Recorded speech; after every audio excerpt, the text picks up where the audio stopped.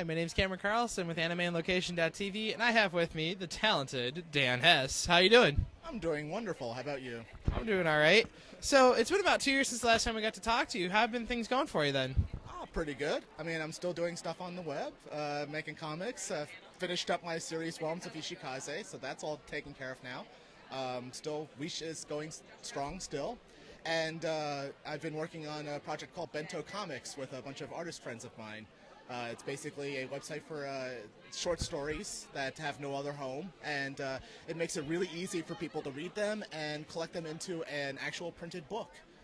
However, whatever stories they want. That's pretty cool. And now, in our last interview, you were with Sarah. You had said you'd started working out on the original PDA Palm. Yes. What were some of those challenges of trying to work on that media device? Well, considering it had never been done before, I mean, this was back in 2001. So, you have a screen that's only like 160 pixels wide. So, my series Angel Moxie, I did for that. And so that's why all the strips panels are 160 pixels wide, and they're all separate images, because I figured, it'll fit in there, and you just scroll up and you read the comic. Yay! That never really went anywhere because mainly the PDA, the Palm device did okay for a certain point, and then just tanked. Yeah. So by then I was on the web strictly, and I could enlarge the size of the images and do whatever else I needed to do. So it's interesting. Now I'm sort of getting into the whole mobile designing stuff for iPhones and things like that, and that's a whole nother kettle of fish. It's every single phone is different, has different resolutions, different pixel ratios, and it's just a mess right now trying to design for mobile devices. But I'm trying, seeing what I can do. Okay, and then in the webcomic world, there's been a lot of changes. What has been one of the biggest ones that you've seen in the last couple of years? Well, you have this sort of shift to electronic books right now. So it hasn't taken away the whole idea of actually collecting books and stuff like that, but it's another medium for delivering your webcomic. So a lot of people are taking opportunity of putting together EPUBs, .mobis, or whatever files you need to put together. So it's interesting the way that's turning out. Right now, there's not many destinations for manga online or within the electronic books. Everybody has their own application, their own app that you have to download and then buy it through it. So there's problems there about finding new stories and trying out new things. But it's a growing medium. It'll be interesting to see what happens in another year or two, how this takes off. That's cool. And then in our last interview, you also talked about WirePop.com. How did you get that partnership started? Well, it's interesting. I was in the middle of working on Angel Moxie by then, and was coming up with ideas for other stories that I wanted to do in the future, figuring I'd just put them on my own website or whatever. One of the comics that I was reading, I don't even remember which one it was, said that this project called WirePop was going to be starting up soon, and it's a place where people with manga sensibilities could put their stuff online.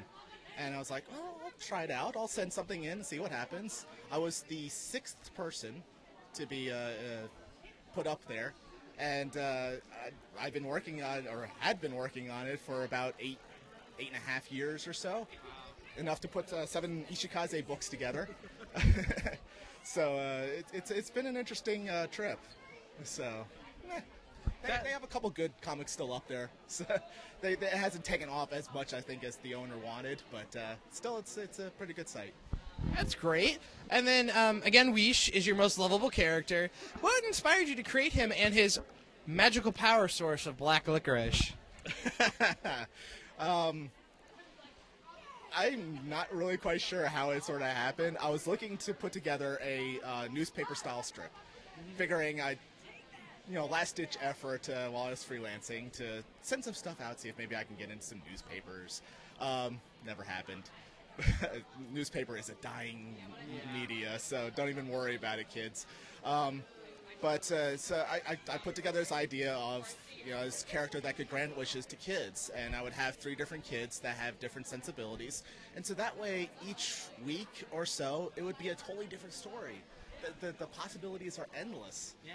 And when the newspaper thing fell through, I just I'll put it up online, and so it's still going strong. I'm in my I celebrated my 3rd anniversary a few short months ago. So it's still going strong, and we'll see how far it goes. That's awesome. And is there any way that fans can keep up with you on the internet, like Facebook or a website, things like that nature?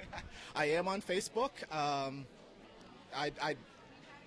friend some people there. The easiest way to follow me is on Twitter. I am Dan Says Stuff. Easy to find, and I cross post. So if you follow one, you can follow the other. It's not a big deal. Also, you can go to my website, venusproductions.com. I'm always posting stuff there. Webcomic.com is where you find Weish, and I post stuff there as well, news and tidbits. I posted just recently that my 3rd book is out for Weish. So, lots of stuff. That's cool. And any other projects you didn't share that you want to now? Well, I talked initially about Bento Comics before, and it's been going on for about a year now. We have 2 official anthologies that we've put together, printed up. One's for Halloween, so it's a bunch of scary and kooky, weird stories. And then another one is Sherlock Holmes anthology. So, and actually only 2 or 3 of the stories actually star Sherlock Holmes, really. Like mine, for instance, is this kid named Sherman who thinks that he's Sherlock Holmes and goes on an adventure with a gal whose last name happens to be Watson. And so, yeah, it just sort of goes that way. But yeah, we're always putting stories up there. We have notable artists such as Queenie Chan and Svetlana Shimakova. Wonderful artists as well of other people that haven't been officially published, but we're trying to put together a wonderful source for people to find new and interesting stories. All right. Now, thanks again for coming to Sugoicon 2011 and talking with us on AnimeLocation.tv. Thank you so much. Thank you for having me. No problem.